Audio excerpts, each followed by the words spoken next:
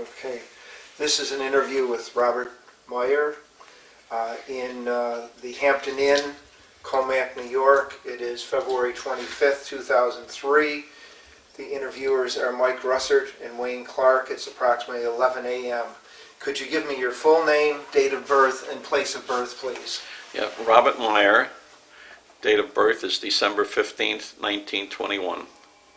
And place of birth? Place of birth was New York City. Okay.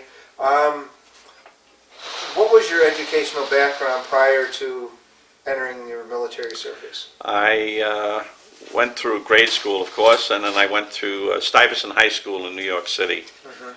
And then after the war, I went to New York University. Were you drafted or did you enlist? No, I enlisted. There were 4 of us I was working for the Federal Reserve Bank at the time, and 4 of us enlisted in the Army Air Corps at the time, and we all wanted to be on the same crew. But unfortunately, we all enlisted and we never saw each other again. Okay.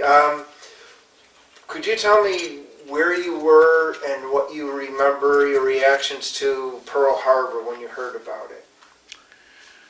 I was in Woodside, New York, and I was at a playground, and someone came up and said that the war had been, we had been bombed at Pearl Harbor, and I thought at that time that we all were going to be in the Army. Okay. Well, why did you select the Air Corps? At the time, Air Force was just beginning to become publicized, and I always wanted to be a navigator. So, as I mentioned before, the 4 of us, 2 wanted to be pilots, 1 wanted to be a bombardier, and I wanted to be a navigator, and that's why we thought we'd be as a crew. Okay. Why don't you tell us your story from the time you entered service until when you left them? Where did you receive your basic training? Basic training I received in Houston, Texas at Ellington Field. And then from the basic training, I went to navigation school in San Marcos, Texas. And upon graduation from navigation school, I was sent to Seattle, Washington, where we assembled as a crew. And from the area, we were there for about 2.5 to 3 months. We flew in that area. We had 1 long-range mission down to Salt Lake City, and then following that, the crew was given its orders to pick up a plane at St. Louis, Missouri.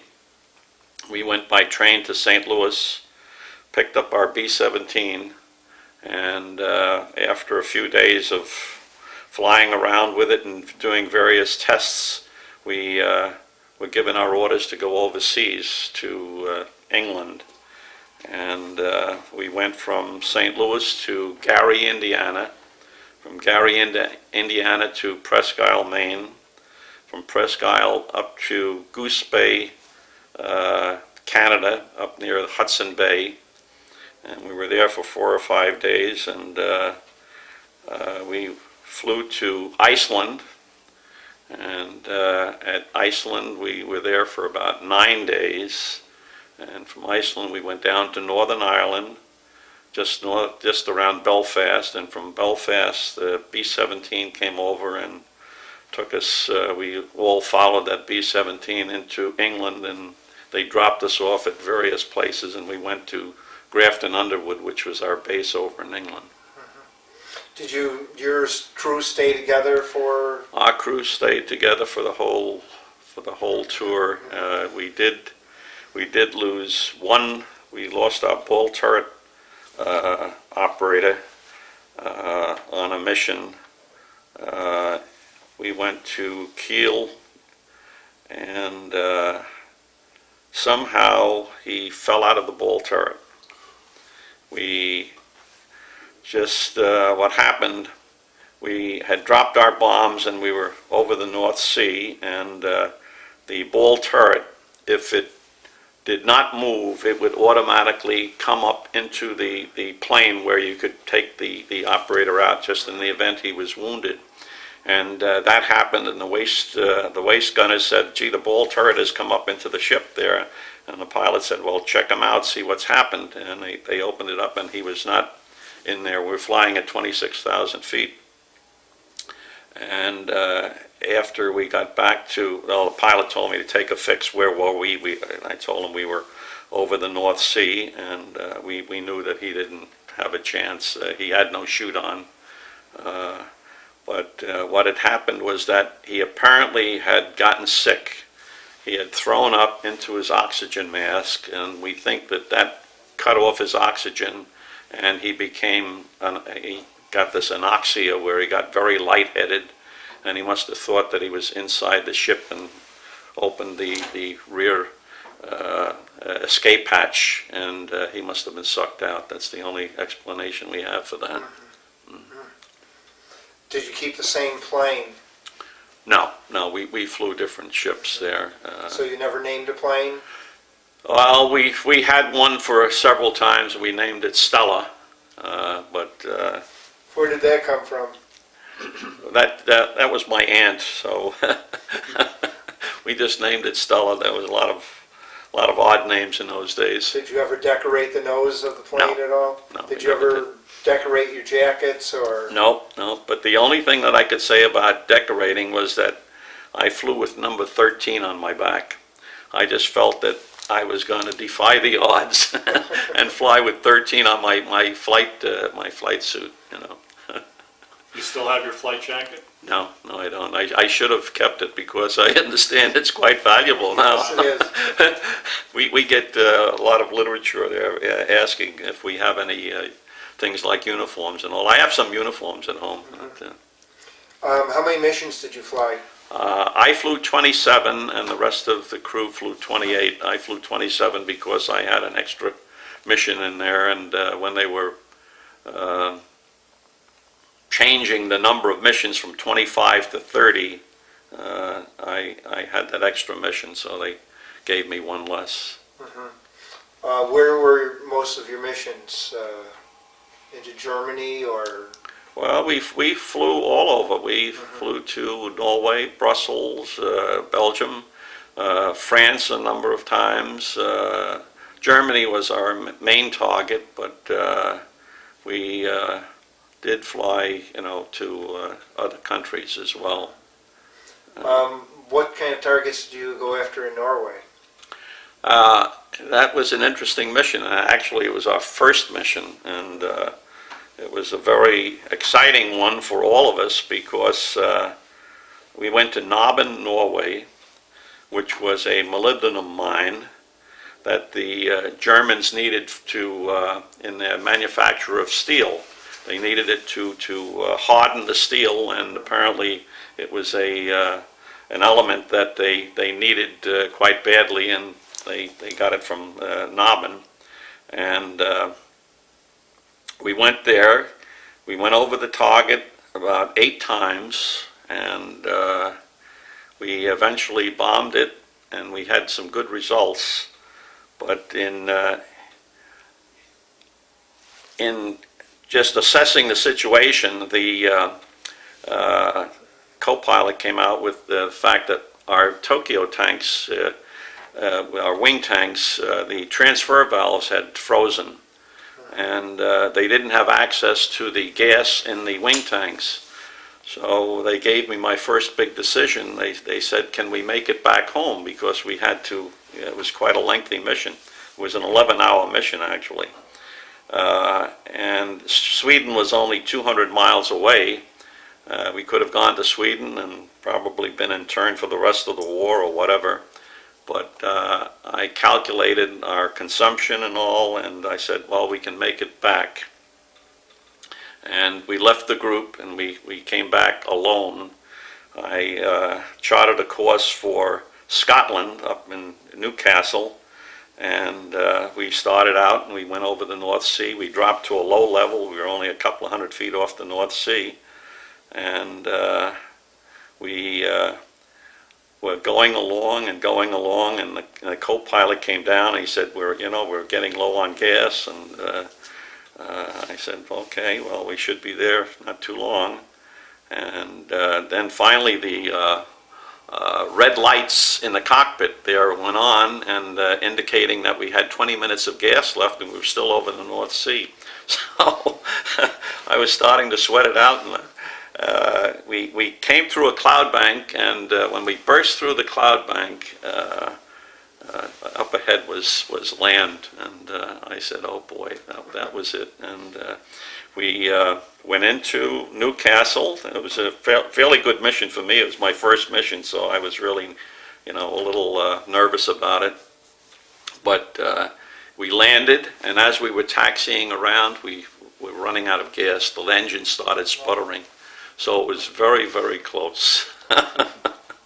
In fact, we stayed there. We had a meal there, and then we flew down to our base down in the Midlands.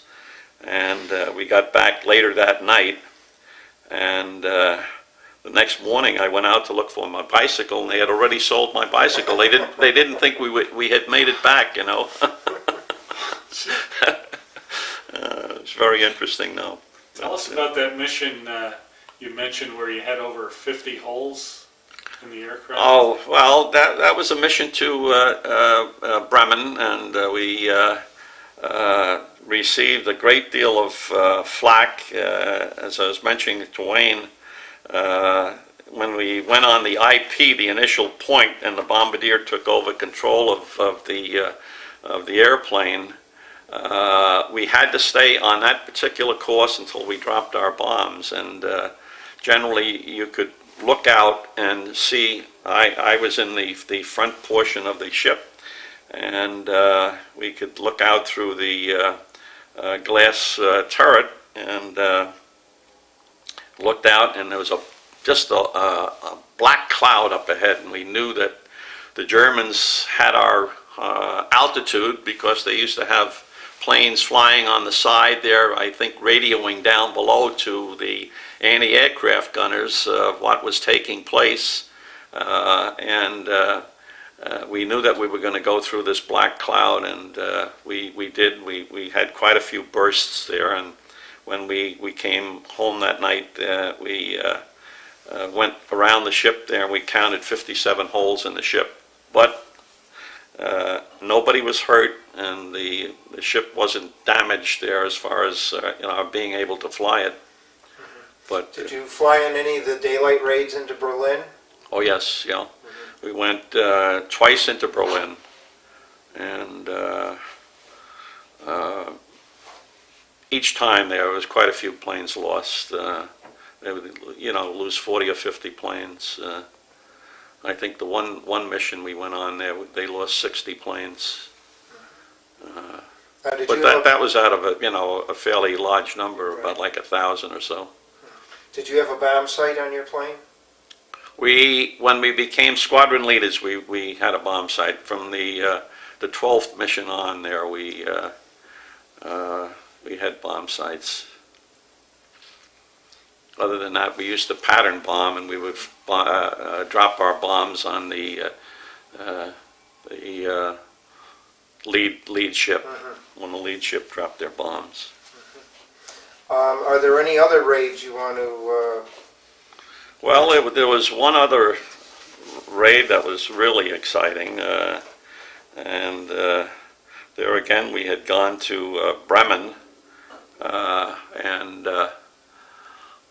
the pilot, when they were approaching the IP, the initial point, they knew that we would go through flak, so they had these flak jackets that they put over themselves there to protect them from any shrapnel that might hit the plane.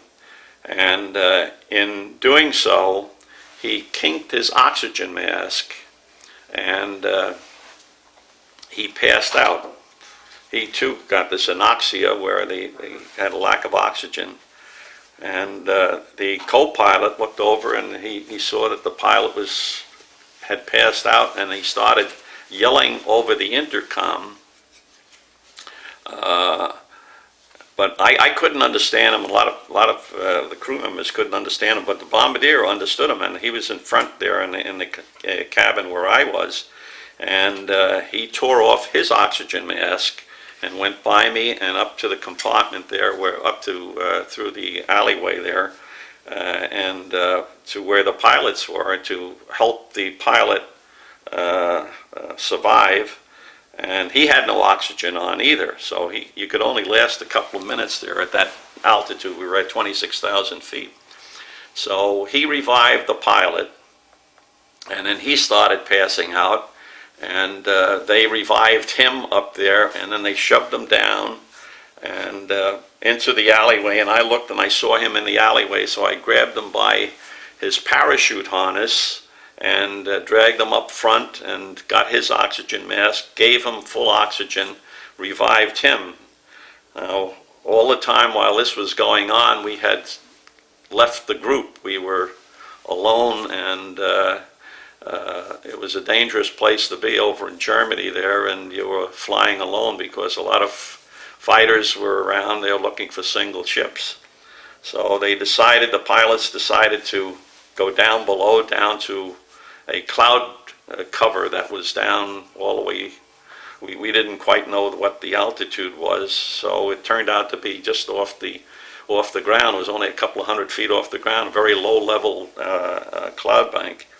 And we flew at a couple of 100 feet off the ground across Holland. And as I was telling Wayne before, the fellows were waving to people. People saw this B-17. I remember that we looked and we saw a train, and people in the train looked up and saw it. It was really almost exciting for us if we hadn't been, really nervous about getting back home. And at the coastline, apparently the Germans had machine guns and other armament around the coastline, and they shot at us, and they put a couple of holes in our ship, but we shot back and we continued on. We wanted to hit the low level to stay out of the radar range, and we went across the North Sea into England at that level, and we went home, and that was, we were lucky to get back on that one. Did you always wear your flak jacket, or? I never wore a flak jacket. You never wore it? I always had it just below me. I would step around it.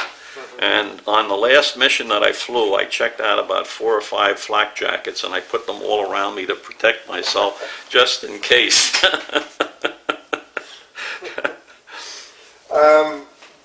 What were your relationships with the English people? How did you get along? We found the English people were very, very friendly.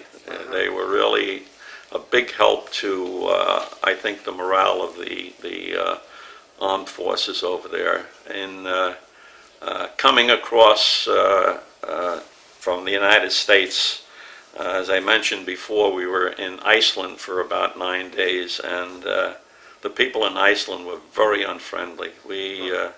We went into town a couple of times. We went into Reykjavik. We were in Keflavik, which was the air base, the station where the air base was.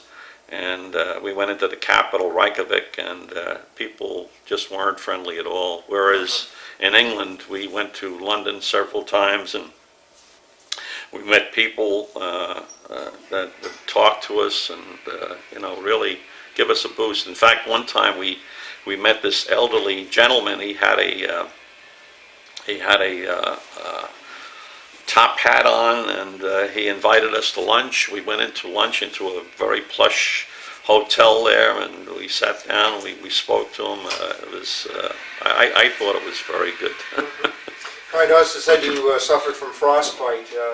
Yes. Yeah. When did that occur? How did that occurred on the first mission when we went to Norway. It was an 11-hour mission, and as I mentioned to Wayne, the connecting hose to my electric suit had been taken. Somebody borrowed it. I don't know, either that or I lost it. I'm not quite sure what happened. But I flew without using the electric suit. We had these blue electric suits on, And of course, you had boots on that were electric too, because you plugged into the suit, and gloves as well. And when I got back to the base, my feet started bothering me, and I had suffered some frostbite, and I went into the hospital for about, I think it was 4 days. Do you recall your reaction to the death of President Roosevelt? Did you? Yes, we were, saddened by that, but, I don't think, I think we just felt that, everything had to go on, that the war had to go on at the time. Did you ever go to any USO shows? No, not that I can remember, no. Did you have anything? Do you want to tell us about the reunion you had with your brother over there? Oh, yes.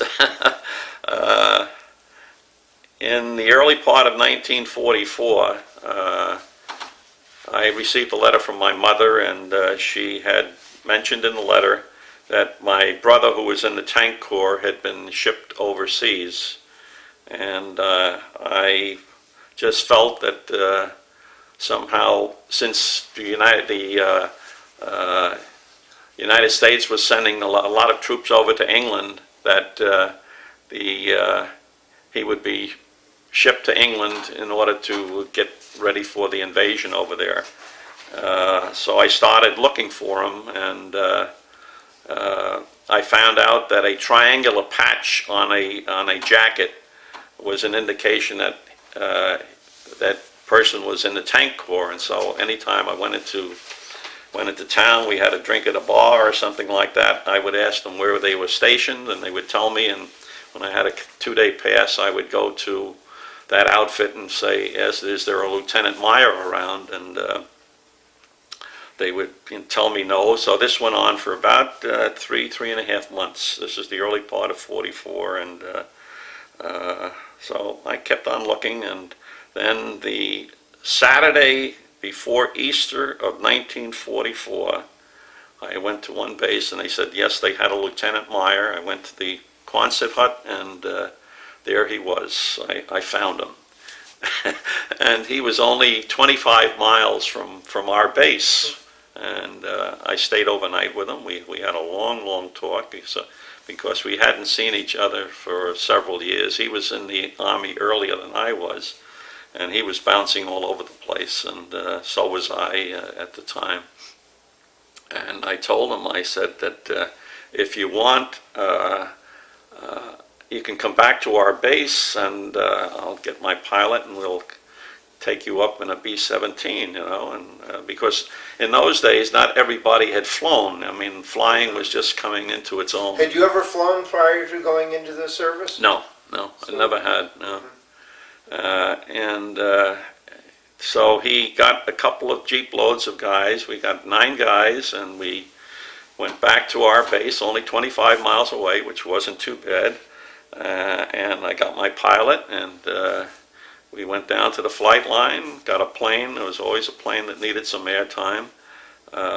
And we went up, and all the guys got in the plane, and they were thrilled. The first flight for every 9, one of them. My brother had never been up in a plane, and all of the other 8 guys had never been up in a plane. And I said, well, I know the area. I said, we'll find your base, and we'll go back there and we'll buzz it.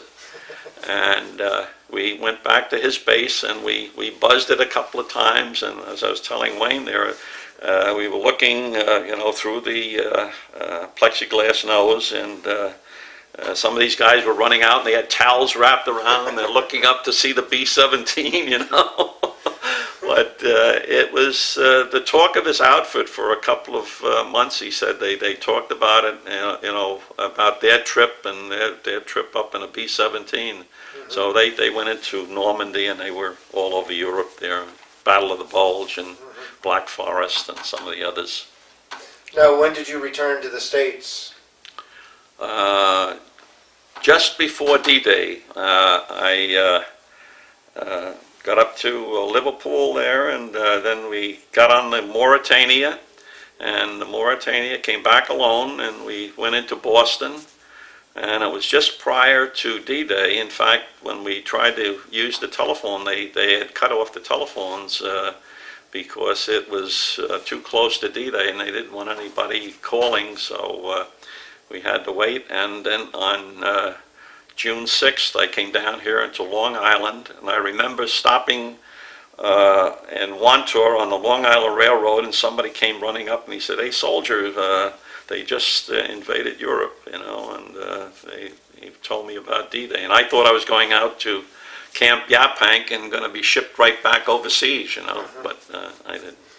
Well, you stayed in until November 45? Yeah, I went into pilot training. What did you do?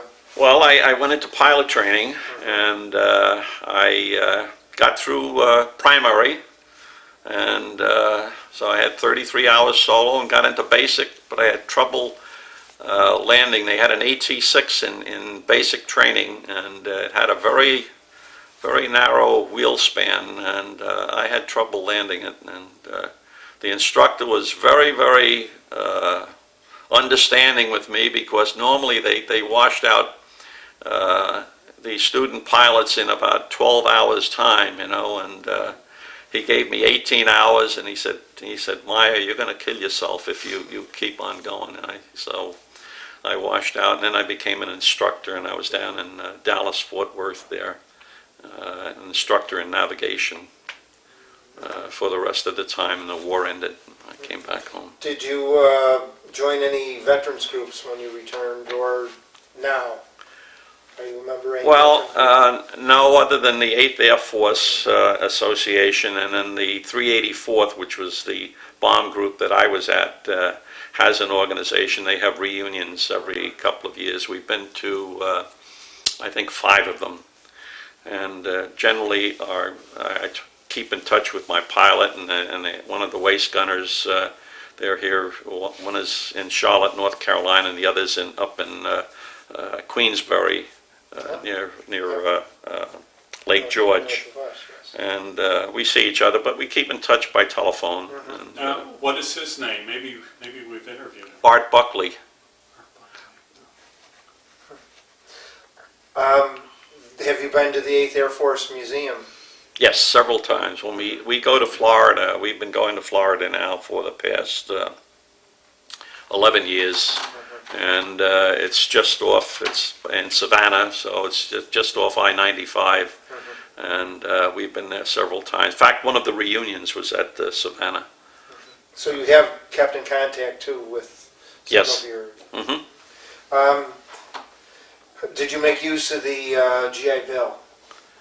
Yes, and when I went to NYU, I went under the GI Bill, so my time at NYU was I didn't have to pay for that.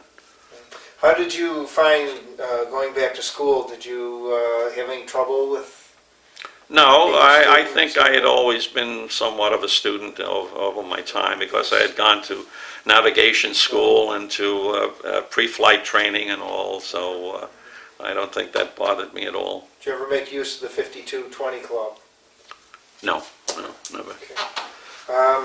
Would you, Wayne, you want to focus on this? You can tell us about that guy? Yeah. When was that taken? And I'm not quite sure. I think it was taken overseas. If you could hold it up to the It was taken overseas, and I'm not quite sure when. But many years ago, and a lot of pounds ago, too. Okay, how about this? Oh, this is the... Actually, this picture I have at home, and I've had it blown up. In fact, when I had it blown up, I blew up, I think, about 3 or 4 copies, and I sent one to the pilot and one to the waist gunner, and they really appreciated it. Because so this is your crew that you stayed with? This is the crew, and whereabouts are you? I'm over here, and this is Don Collins. He is the one who fell out of the airplane. This is Daniel Boone, B-O-O-N-E, and he was killed over there. He flew after the crew had, and he was shot down one time. Now, where is the pilot? The pilot is Joe Herbert. That's Joe Herbert. This is Frank Farthing. And he's down in Florida somewhere, but we've lost contact with him. We don't know quite where he is. And this is Joe Zabrowski. He died last year. But that was taken in '43, I think. Okay, anything? What was your reaction when you heard about the atomic bomb being dropped? Well, we thought that was quite a thing, because the bombs that we had dropped over the course of time, why they were relatively small, even though they might have been 1,000-pound bombs or 500-pound bombs. But the atomic bomb was devastating. It's quite a thing to realize that so many people can be killed with just one bomb. And that's why in today's times, when we think of the situation over in Iraq, that it's something that's very frightening. Okay, well, thank you very much for your interview. It's my pleasure. It's not in great detail, but I've sent it all over the country, actually.